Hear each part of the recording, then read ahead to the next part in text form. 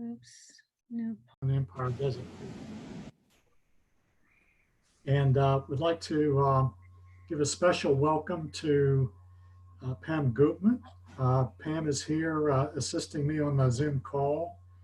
And Pam is my counterpart in the San Francisco Bay Area as a regional director. I'd also like to give a special thanks to our dealership participants in the program this afternoon, especially our two presenters, whom I'll introduce here in just a few minutes.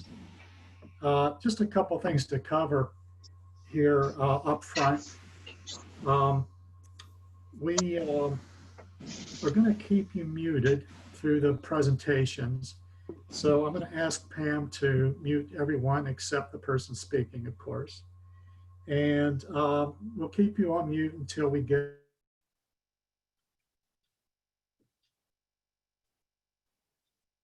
she'll unmute everyone, but we'd like you to stay on mute until you ask, till you have a question or you want to chime in with some discussion. Of course, as you know, it helps to keep extraneous noise out of the session. Um, each of our panel members will speak about 10 to 12 minutes, and then we'll follow up with questions and discussion. Let me just begin by saying that this has been a very uncertain time for us in the automotive programs in the community colleges. Adhering to social distance policy has raised a lot of questions about how we conduct our courses, especially the labs, and um, how we provide the normal experience that students receive in the shop-based instruction. Our dealerships have encountered some difficulties as well. Many of them have had fewer customers, both for the sales and their service departments. And some have had layoffs at their dealerships. And so our panel members will be addressing those points. But most of all, we just hope that by having a conversation this afternoon, we could exchange some information and maybe learn from each other. The faculty here is keenly aware of the fact that dealerships are one of our major employers. So we'll be listening to you with all ears. I've asked our presenters to address three questions, and they are: how are dealerships opening their doors to increasing numbers of customers, both sales and service? Is the dealership planning social distancing or cleaning and contact avoidance measures to make customers more comfortable? How is COVID-19 affecting your workforce, sales, and service? Has there been layoffs? Are you hiring back at this point? And thirdly, what new protocols and measures will your service departments implement for COVID-19, if any? And do you have any suggestions for our automotive training facilities? So with that, I'd like to introduce our first guest, our first presenter. His name is Steve Atkinson.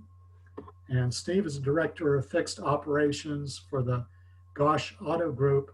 He's been such for 42 years with oversight responsibilities for the operation and profitability of the service, parts, collision, and quick lane departments. Steve also served as the environmental health, safety, and compliance officer for that company. And he has had a little time in the classroom himself. He has spent 15 years as an adjunct instructor at Mount San Jacinto Junior College. Steve, thank you again for being here with us this morning, and let's get you started. Steve, if you could unmute yourself. Thank you, Larry. I just did. Thank you very much. Well, as Larry is saying, COVID-19 has really changed the way our new business model is, the new normal, as they say.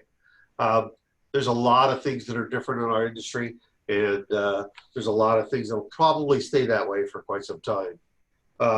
When COVID-19 first hit the auto dealer world, primarily in late March, when many of the dealerships in the state of California were forced to shut down completely or almost completely their sales departments, it had an obvious major impact on the dealership as well as the way we do business. So we have in our group, we have 6 locations. We have almost 700 employees. That day, we had to furlough almost 200 employees with our sales and support staff. It also started changing the way our service and parts department started doing business. People were staying home. Nobody was out driving. And it changed things dramatically. So during that time, it was quite a different lay of the land in the dealership. Of course, with a little bit of confusion and a little bit of controversy, the service and parts departments were deemed as essential personnel. So we had to make protocols and procedures ready where we can have our employees come to work and still maintain the cars that we service and work on. As of today, and as of the last few weeks now, all departments are back open 100%. When I say they're open 100%, that means all the departments are open. None of them are operating at pre-COVID tempo or pre-COVID levels. Things have changed in sales. We were, like many other dealerships, we had an online presence. We had the ability to purchase your vehicle online. Only about 5 to 10% of our sales were done that way. Today, 30% of our sales are done that way, and it's growing rapidly. We also had availability for our customers to have what we're calling today a touchless experience. Back then, it was just called an online experience in parts and service, to drop off their car and have it picked up without having to be here at the dealership. Again, very few people took advantage of it before COVID, and today it's upwards of 40% of our customers are requesting some type of accommodations for what we call now touchless or no contact transactions. We've developed our vehicle drop-off systems. We've developed parts delivery systems, and we've also developed and enhanced our drop-offs where customers can actually drive their vehicles into our service department and discuss things via telephone with the service advisor. They can see each other and talk to each other on a telephone, and then leave their car and drop it off for service. So all of those processes were kind of there before. Most dealerships had them in some case, some form or fashion of another, but today they've become a necessity and part of life. We also were affected by all the PPEs that we had to now come in place. The first one and the most obvious are the sneeze guards. Sneeze guards are everywhere you look. So when you walk into our service drive, when you walk into our reception area, there's not an employee that we have that's public facing that doesn't have a sneeze guard in front of them. And they're continuing to grow in numbers, and I would anticipate they probably are there to stay. I don't see them going away in the future. I believe sneeze guards are probably what we're going to be dealing with for a long time now. We also, the face covering issue. The face coverings has been an on again, off again with the governor of our state, and has changed some of the regulations, even as low as the county and city levels. It has changed on a somewhat irregular basis. Currently, it's in place now that both customers and employees must wear face coverings. We never went away from it. All of our public and facing employees we required them to have the face coverings. And again, I think that's something that we'll be dealing with on a regular basis going forward. We also, during the rehire process, when we started bringing our customers back to, our employees back to work, we found that we didn't need all those employees that we furloughed. Business just wasn't there. However, we repurposed or reassigned several of those to become part of our task force that we developed.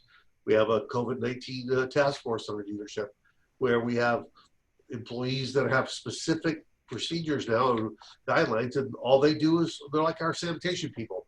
They're in cleaning workstations and cleaning the keyboards and computer terminals and telephones on an hourly basis. So that's a new process that's happened and changed.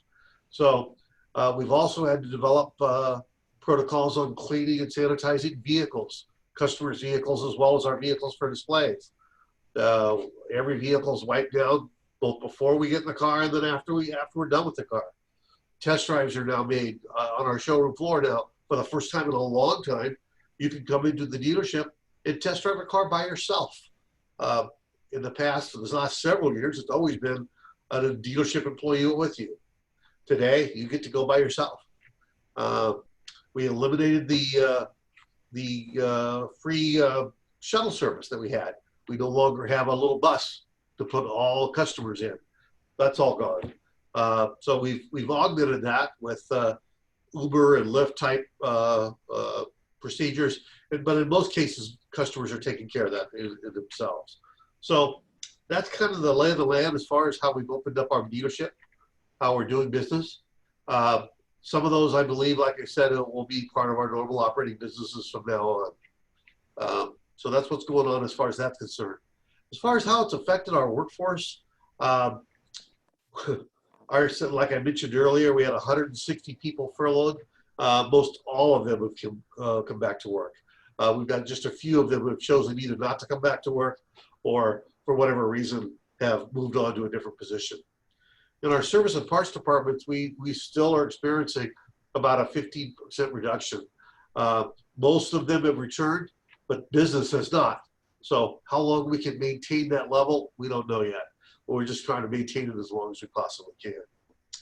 Other support staffs, clerical support, admin support, we had a reduction as well. Most of those have come back to work. So that's what's going on with our workforce. In regards to our service department and the way we changed our business, I mentioned a few earlier about a task force that we've created. We've got each department manager is now reporting directly to the general manager as it pertains to COVID-19 procedures. In the event that we've had an employee or someone that has confirmed with COVID cases, we've got certain procedures and policies that we've adopted, and we follow those along. We have also worked very hard to develop and train on this no contact service. And I strongly recommend as instructors in the automotive industry that you put that as part of your curriculum, that you develop some type of process and training that service and parts people can have a skill set to know how to do business with a customer without any contact or using some kind of electrical means. Technology is a wonderful thing, and you're just going to have to adapt that to a no contact type service experience. So with that, I believe that I've covered most of the bullet points there. I don't know if we missed any of them there, but you can see we've got lots and lots of changes. We've got way too many protocols to go over in a conference call like this, but I can tell you that the development of our protocols and procedures is about 15 pages long, so there's lots of things to address. So there's plenty to learn and plenty to absorb when you get into COVID-19 type procedures and safety processes. Thank you very much, Steve. Our next dealership representative and presenter, his name is David Greiner. I'd like to mention that we are recording this webinar, and so it'll be available to you later. We'll tell you about that toward the end of the session. And if you have questions, please enter them into the chat box, and we'll go to the chat box when we finish with our next presenter. Plus, we'll be able to see your hand raised in the hand raising function, and we could call on you then. So the next presenter is, as I mentioned, is David Greiner. And David is the president of Greiner Buick GMC. He has been since 2004. And David also spends a little time in the classroom by helping train our students at Victor Valley College. Dave, thank you. Oh, thank you for having me. Can everyone hear me okay? I Yes, think you guys are thank muted. Good. Boy, Steve did such a comprehensive job. I mean, touched all the bullet points as far as the same types of cleaning procedures, the same types of availability for touchless service and sales. I think the caveat that I probably could provide a little bit, and I don't know if it's as helpful for automotive instruction as it is something that's interested me throughout the process is how COVID is not a one-size-fits-all phenomenon, and it's certainly the unpredictability, how little we know about it, how it evolves, and the way that people look at it is fascinating. And it's fascinating from a business perspective, especially when you're talking about a small business like mine, as opposed to a bigger business like Gosh, where they have 6 probably large facilities to make policies and procedures for. When you are a single point or a single operator, you're able to maneuver the protocols, you're able to maneuver through things as they change in a much faster, more nimble way. And we haven't experienced any of the declines that he has spoken of. But that's because of what COVID is. It's the same way with gyms or small businesses or golf courses, or it's nothing like the recession of 2008 where everyone was decimated. This recession, this pandemic is a winners and losers. And so our focus, the caveat, you heard about all the cleaning protocols, all the service protocols. Mine are up on the screen. You can see our little acronym SHIFT that we use. But we're able to add a little bit more decentralized decision-making and understanding, hey, this is about everyone's safety, everybody's health, the employees, the customers. And if there's a protocol that doesn't make sense, then we need to talk about it that day and finish it. I heard on a couple of the business forums I'm a member of, they said your long-term planning during COVID is 1 week. Your short-term planning is 6 hours, and that's how me and management have handled this, is every 6 hours we're talking about what are we doing today. And it changes every week. The other caveat that I think is so important is you're going to meet customers where they're at and with different needs, different tolerances, and different feelings about this pandemic. I mean, there's almost no agreement. You have half the people that'll come in, they're not going to wear a face mask, and they're never coming back if you insist on it. You got half the people that will not talk to you unless you give them 12 feet, and you have a face mask and they have a face mask. And so kind of meandering through that and finding a happy medium, but keeping the customer at the center of our focus that's our primary consideration. As for employees, we've taken a very progressive step with employees. We met with each one personally and talked to them about their comfort level. Are you comfortable working in the COVID environment? What would make you feel comfortable working in the COVID environment? Do you not want to work at all while the pandemic's still out there? And we had an overwhelming response because of not coming at that heavy-handed, but coming at it through conversation and coordination, that every single one of them wanted to work. And so, like I said, you can see kind of our bullet points that we've used, but we've also joined the Buick GMC Clean Initiative. We've been awarded a grant for the county for how well we've maintained the policies of the county when it comes to COVID-19, but it's been done through a very flexible, decentralized attack, if that makes sense. We talk to people about what's important, right? Washing your hands, cleaning vehemently and over and over and over throughout the workday, no more than 2 hours between each cleaning after every customer touch, maintaining spacing, interacting with the customer in the way they want to be interacted with.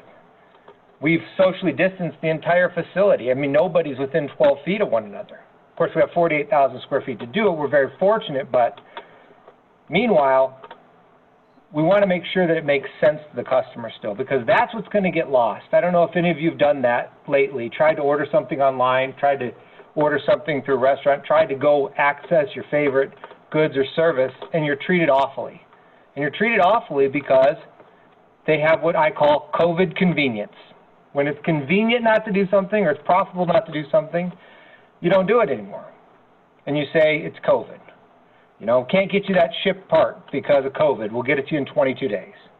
And so I'm working very hard as a small business owner to make sure that that's not what's happening from the ground up. That's not what's happening at the management level. Is That's convenient for me to say COVID instead of finding a way to meet the customer where they're at and still maintain that the standards and the health standards that are required of us. So that's been my tact. It certainly isn't one that would work with a large organization. But I'll welcome any questions because I know it's unorthodox. Okay, thank you very much, Steve.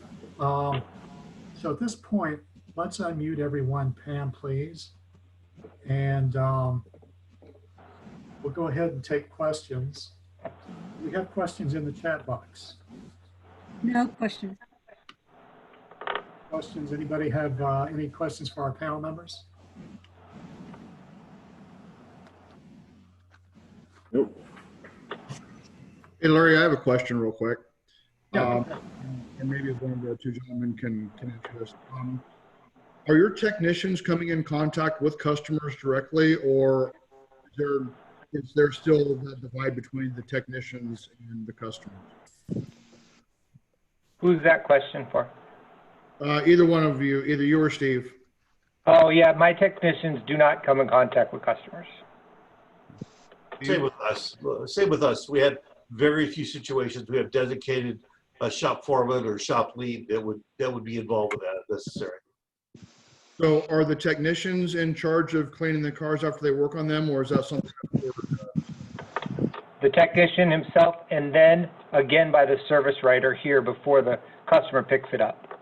Yeah, we have the technicians all equipped with the cleaning supplies to clean the car before they get in it, and then after they're done with it, it goes to a porter, to another person, porters back to the customer. I've got an additional question to piggyback off of that. Are the technicians getting paid anything extra to have to do all the extra stuff? Because I know they work flag rate. So is that something that's being tacked on to the customer, or is that not something the techs are getting paid for? Well, not directly, but indirectly, yes. One of the things that we did when we saw a reduction in our business, that we guaranteed every one of our technicians a 75% pre-COVID dollar amount. So, and there's been some situations when employees that like they get paid a flag rate, they'll come in and because of the business, things have changed a lot. So we do executive top-offs is what we do to take care of them. So there's not a direct correlation to that extra involvement, but we are taking care and making sure our employees are paid well. I have a question as well. They're not being paid additionally, but we've had virtually zero drop off up here. I know it's a geographical phenomenon. You know, if you're in a different county, it's completely different. But you know, up here, business is up. I mean, these have been the best months since, which is a product of people actually having the funds to do the service and sales that they haven't been able to do in our city and our county. So the technicians got a raise, but it's not additional payment. I have a question for Manuel. I have a question as well. So who trains your technicians on how and what to clean on your vehicles? And are you, this is multi-questions, are you taking the temperature of the customers coming in, and who is doing that, who should be in charge, and who should train people to do that? In our case, our students. So. This is David. At our facility, we are trained. There's a FDA approved product that also has been approved by the EPA called PermaSafe. They've come and trained everyone how to apply, how to clean the car adequately. We do not take anyone's temperature before entering the facility. We do have postage declaring, hey, not posted. We have posted signs that they have to declare they have not had a temperature prior to coming and have had no one in the household that's sick. And we make them sign an affidavit with the repair order. We're similar to that. We do not test anybody's temperature. We have signs as well that give all the different reasons why you shouldn't come into the dealership. Fever is one of them. As far as training is concerned, we did get our janitorial supply. They brought in some specific cleaning equipment for it, and we had everybody trained through the task force on how to use it properly and how to use it safely. Thank you.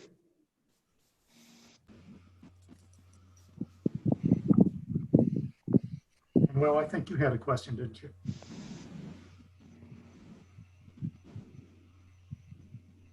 Well, Laura, Yeah. did you have a question?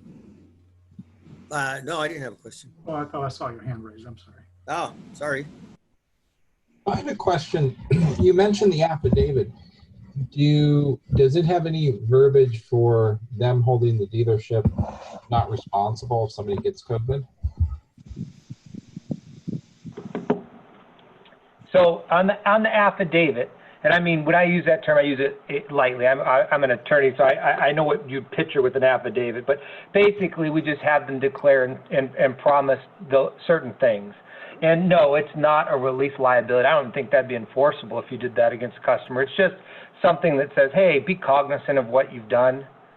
And if somebody's been sick around you, and don't be here. And we've sent some people home that have, in passing, say, what does this mean? Somebody in my household was sick with this. They were in the hospital. We won't take them until, 14 days pass from that date. So, but to the extent it's just us doing our due diligence and trying to create a safe space, it's not something that we would litigate, if that's what you're asking. We have an electronic notification that goes out to every one of our employees on a weekly basis. Kind of reminds them of the protocols of when not to come to work or what symptoms are, and they have to sign off on that every once a week. They have to sign off on the electronic notification.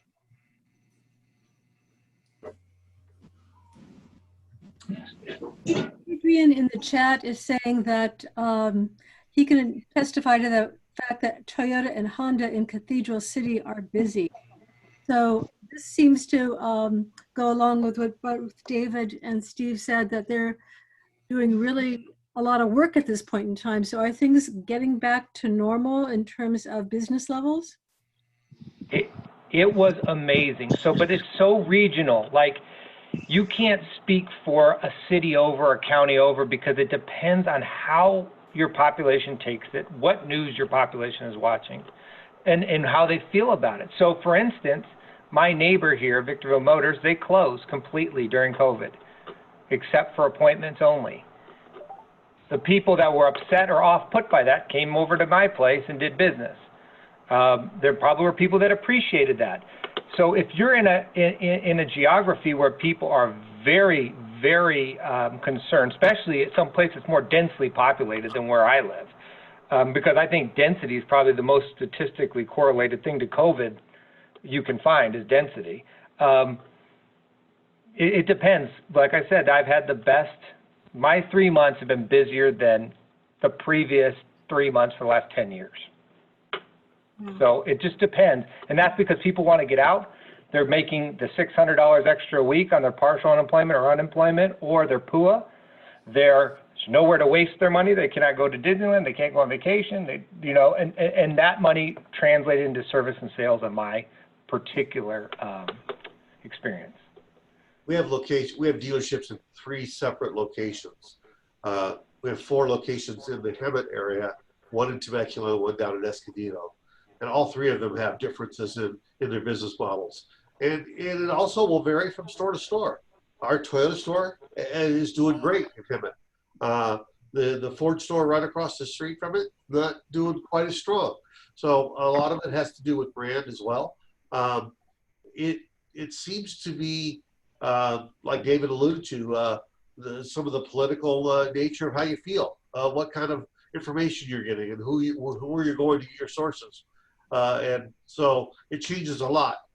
We do have a lot of our service and parts operations that are tied directly to sales.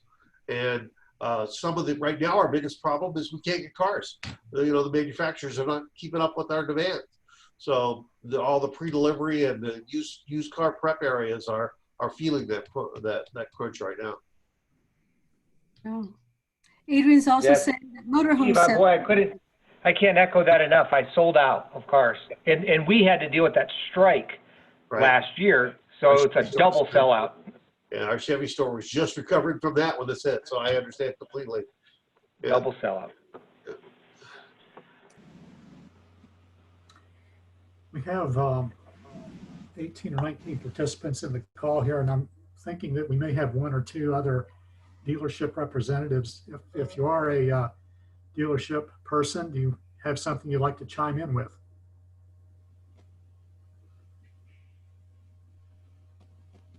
Anyone? Okay, I've got a question for our faculty. And it pertains to the online teaching that you've been doing over the past few months. Can you speak to how relationships between students comes to bear in the learning process? You know, does it make a difference in how students engage in the class? The ability to work together, to meet together? Does it make a difference in terms of them retaining any of the knowledge they need to acquire? Would any of you like to comment on that?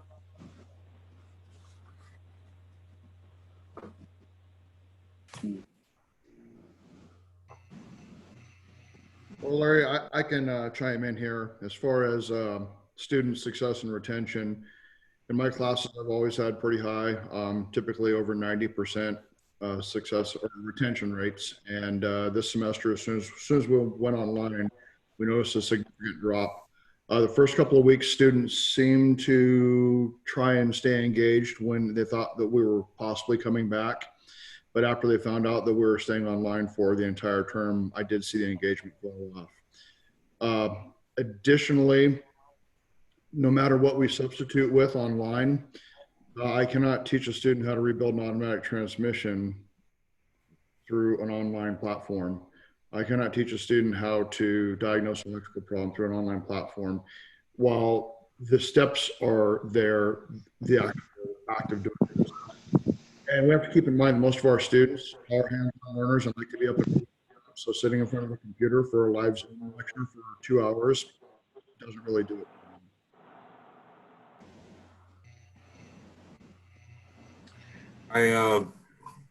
I've been having some experience with online teaching as well, and there's some small groups that are really in there and trying to dig in, but the numbers are definitely lower.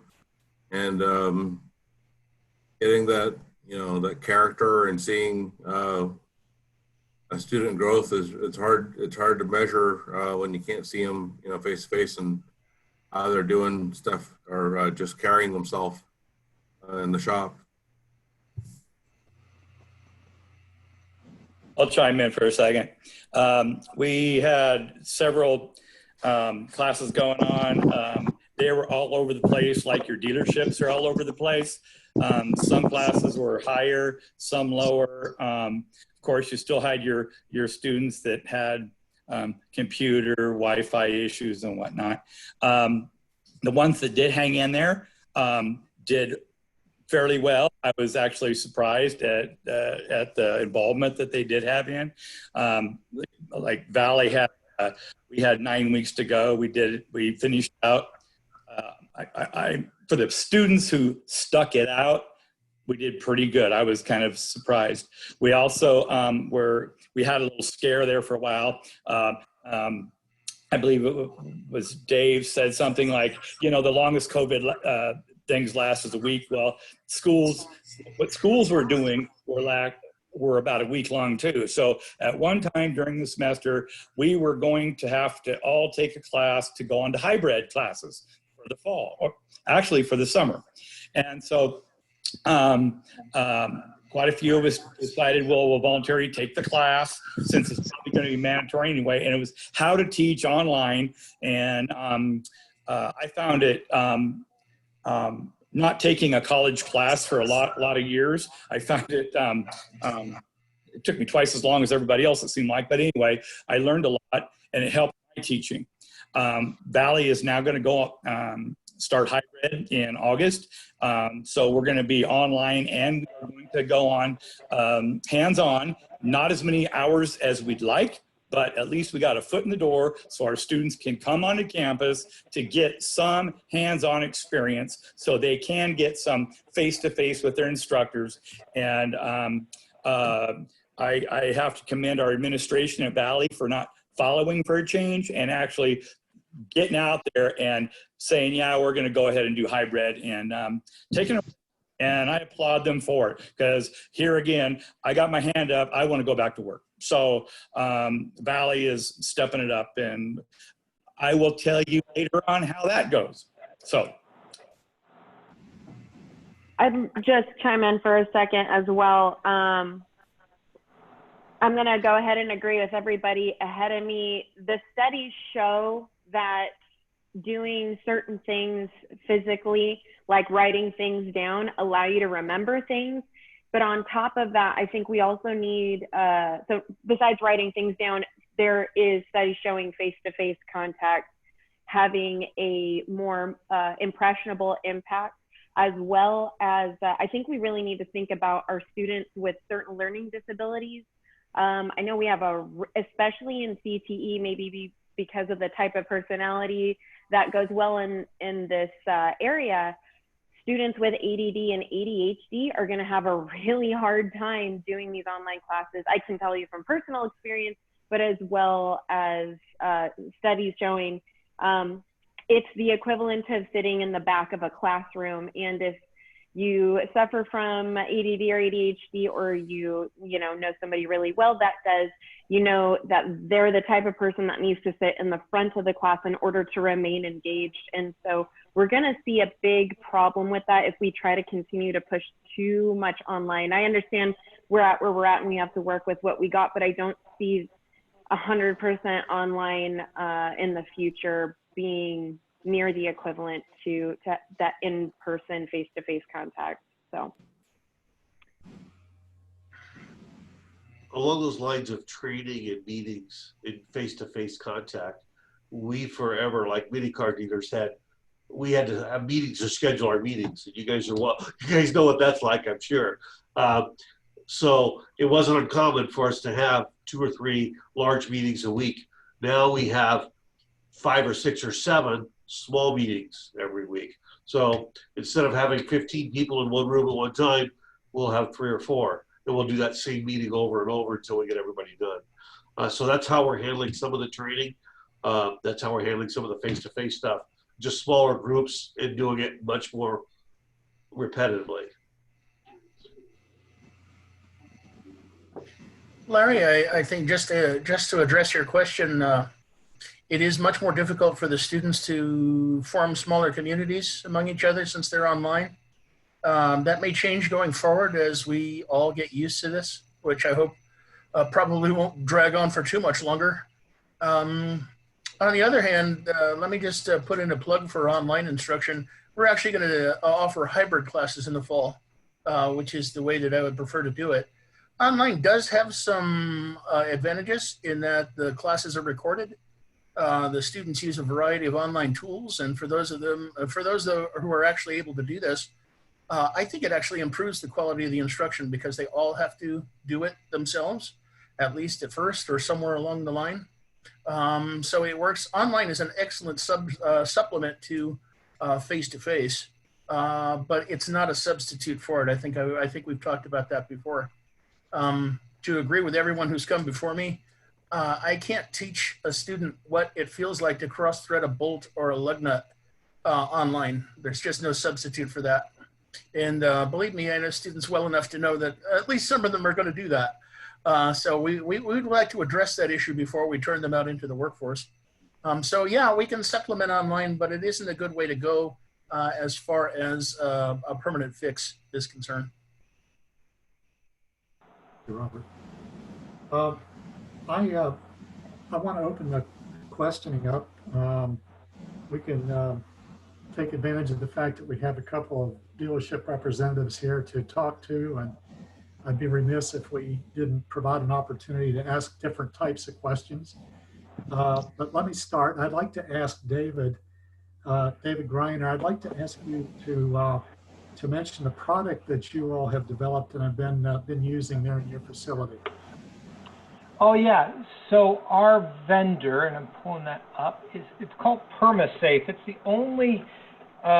It's in now. So when we talk about sort of shooting yourself in the foot with customer service because of COVID also from a business standpoint, and you see it now more and more over the past few weeks, provides you with a lot of opportunities, right? And so what about products that are designed to completely rid your car of antimicrobial protection and disinfectant? And so we signed up with PermaSafe, and we're selling it to customers that may be interested in that. So, hey, I want my car disinfected. Well, we've bought the machines and we're doing it. We're also doing it as a function of the sale for people that say, hey, this is something that's important to me. So there's some customers that don't think so, think that you know, the same way like we were talking before, it depends what you're watching and where you're getting it. But if you want to check that out, it's called PermaSafe, PermaSafe, and there's a number of other vendors that are coming out with a product like this. And I'm not saying this is the only one, but this is a way of answering the call, kind of, and building a business on it. So I'm not sure if Steve's doing something like that or. Yeah, no, David, we're not. We're using some more common, readily available cleaning products. That particular product or set of products is permasafe.com. But, you know, I want to get suggestions from our dealership representatives.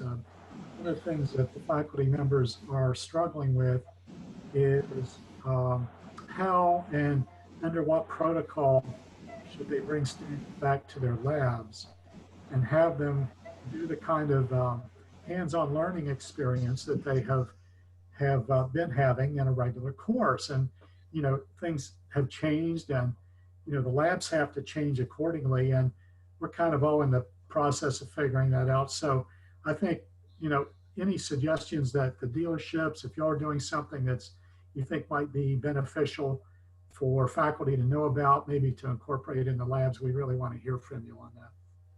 Now, at BVC specifically, they have a medical observing lab where they have nurses work on for lack of a better word, a surgical doll, or it's like a patient, and the instruction happens outside of the room with a camera.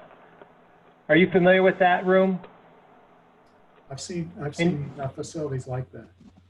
Yeah, I'm not certain if that would work for what you're doing, but I would share your frustration. I heard one of the instructors speaking about almost the desperation. I'll tell you right now, I teach business law college courses. I won't do it if it's going to be over digital. It was a ruined class once we had to go on the distance learning. It's like throwing a ball and hoping someone's there to catch it, and you don't know if they're there or not. There is no learning at the same level taking place. And another instructor I heard say, writing down face-to-face, and what about special needs students? Honestly, if you can't see a person and meet them where they're at, I just want to give you my empathy for what you're going through, because, you know, I don't know how you're going to build a quality technician if you can't be in the room. I agree. I think the key to that whole thing is smaller numbers and more frequent stuff, repetitive stuff. Limit your labs to 2 or 3.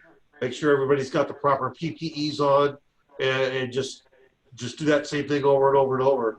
So that's the only real answer that I have for you. Okay, thank you. Like I said, wanted to open this up to any type of questions. So I'd like Pam, if you have a question for our dealership representatives, go ahead. I had a question. So I'm so happy to hear that the level of business is really coming back for you, both on the service side, but also on the sales side. I was wondering, in terms of our students, the outlook for hiring, the outlook for internships, what is your viewpoint over the next 12 months? And I know some of the planning is almost week to week, month to month, but many of our students are getting worried given the deep recession that the country is in.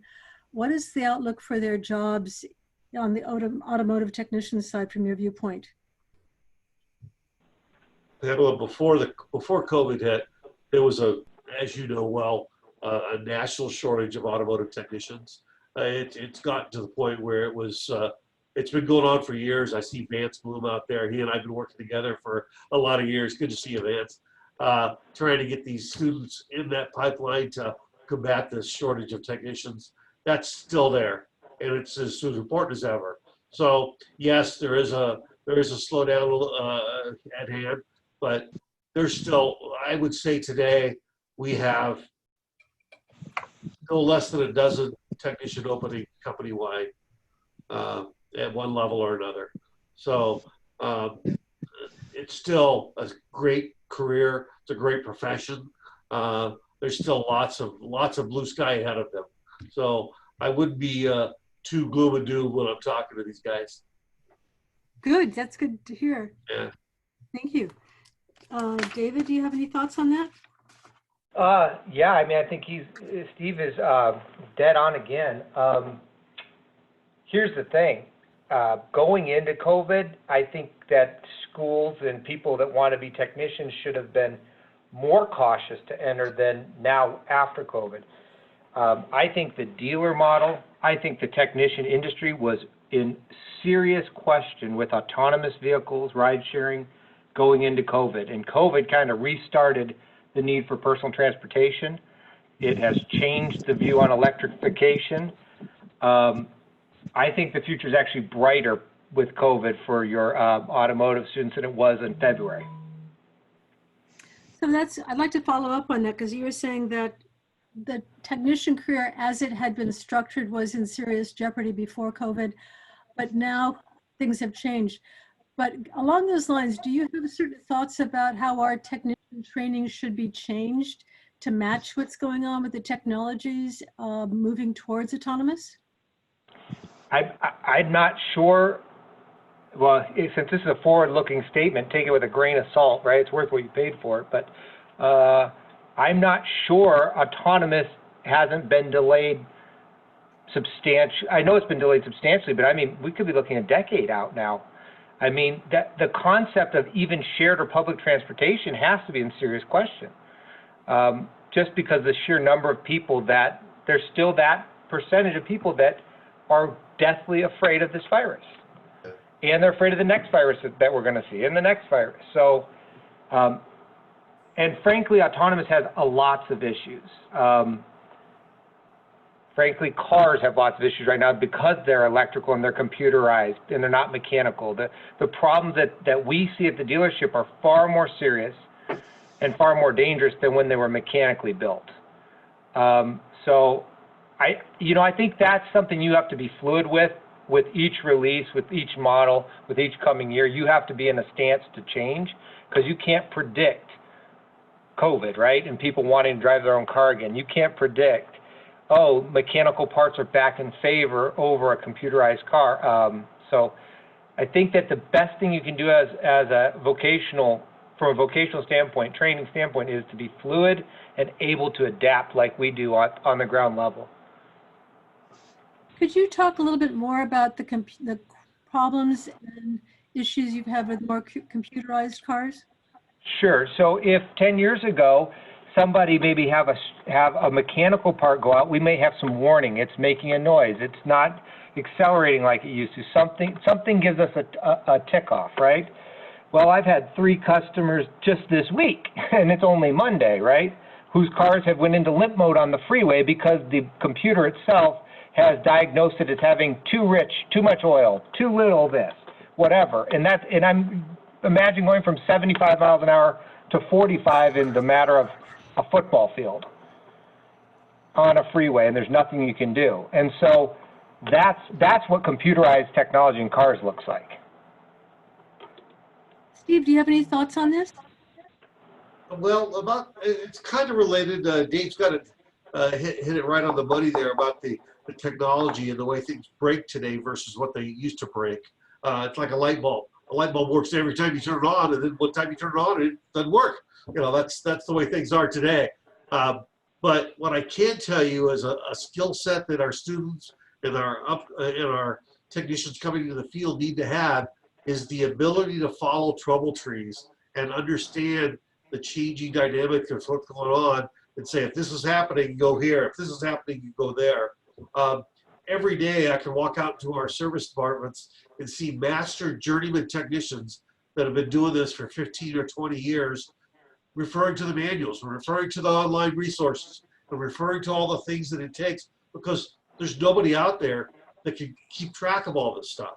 So that skill set of learning when and how to use the ability and the information train is critical nowadays.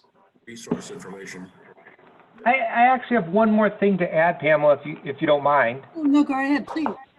I've found, honestly, the reading and writing ability of technicians has become, it just keeps escalating in importance. Their ability to write the story and to not skip the steps just because they can fix it, but actually being able to follow through on that story so that we can get paid is becoming, it's just becoming to like a frantic level, and as you're aware, we're not able to have somebody write their stories for them. It's against the regulations, but and Lord knows I wish I could, because sometimes those are not linear skill sets, right? Writing a great story and fixing a car, but that is something that I think is of crucial importance. They can come out and they can write a great story. Along those lines, David, there's a product that we just signed up on to address that particular issue. It's called Pencil Wrench.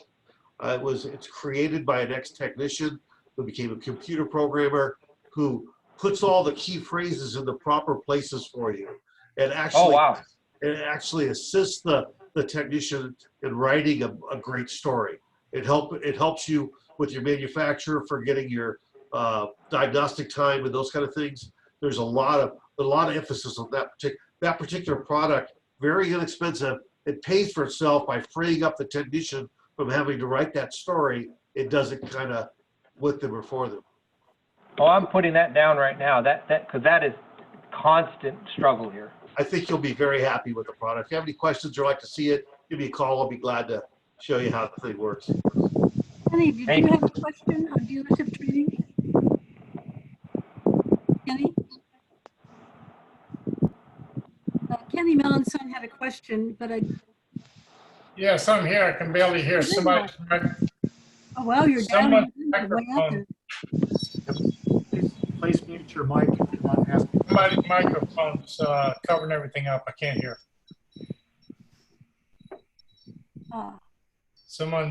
Whoever's still on.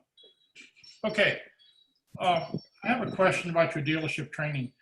Do your technicians go weekly or monthly to a website to be updated or learn familiar processes or things like that? Do they still do that, or did that change in the dealership? Ours are quarterly. Okay, so you're quarterly and your technicians go online and they learn something very similar to what we're doing online with our students, correct? Yes, very, very similar. Okay. We've tried for several months to contact someone in the industry that would give us access to these manufacturers' websites so we could be able to achieve the same standards that you have at your dealership. Is there anybody you could get us in touch with that could do that?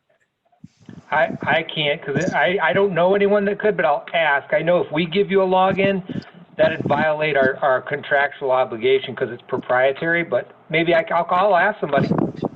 I have kind of an answer for you. There's some regulations and some legislation out there that requires the manufacturers to make that available to you. So it is available to you. It's available to you. In fact, it's available to you cheaper than it is to us. So reach out to each manufacturer, go online, and you should be able to find it. I haven't personally done the research, but I know that independent repair shops as well as the educational community is that's available to them. All the websites are available to them. Well, here's the situation we got. There is a General Motors website that's available if you buy parts. Okay, AC Delco puts it on, GM puts it on.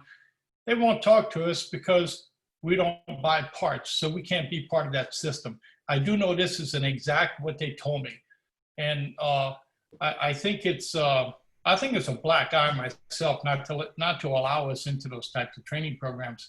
But they said we have to partner with somebody to have access to these training programs. And I've talked till I'm blue in the face. Okay, who do we partner with? They haven't come up with one person that we can partner with. So I believe we can partner through dealerships to have this access. And to tell you where I came from, I used to work for 2 truck manufacturers, and we allowed that type of access to colleges also. So I know it can be done, and it's a matter of just somebody saying yes. And so far to this day, we really don't have anybody giving any of our colleges any support like this. Do you, if you want, do you want to email me your contact? I'll ask today.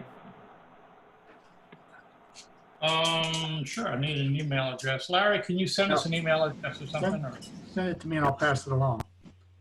Yeah, I'll be happy to ask for you. And boy, can I share your frustration with General Motors. I think that they might be the worst they've been in my career right now. So. Yep, and I was talking. We're coming to the end of our time. I'm sorry to interrupt, and you all can certainly have the conversation go forward between you. We have one last question I wanted to get to Robert Pensiero. Robert, go ahead, please, and then we'll bring our Zoom call to a close. Mr. Atkinson mentioned before that the manufacturers had produced some plans and protocols for safe reopening of their dealerships. Now, I know that it's too complicated to talk about in any length here on a conference call.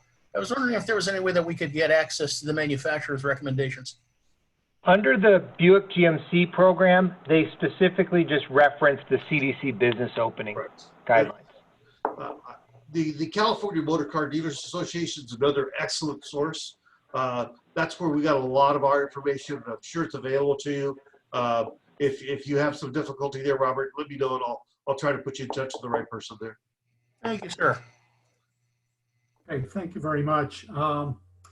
Unfortunately, we've run out of time, and I want to give a special thanks to our dealer managers that have volunteered their time this afternoon to meet with us. Thank you very much. We hope you've enjoyed our conversation as much as we have. And I'd like to thank Pam for helping out with the Zoom call. As I mentioned at the top of the session, the meeting has been recorded, so that'll be available to you. Our chat box will be available to you. And you can look for that on the Advanced Transportation Logistics website. And I'll probably send out a notification to you with a link to make that easier. Also, we have a newsletter that, as some of you may know, comes out on a monthly basis. And we include a lot of different resources in that. And that will certainly continue to come out to you monthly. Again, want to thank everybody for participating. And we look forward to meeting with you again. It'll probably be by Zoom, and we'll be having another opportunity, I'm sure, in the near future. Thank you very much. Thanks, everyone.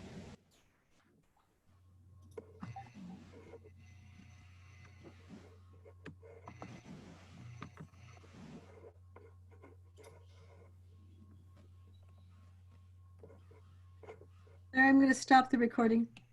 Thank you.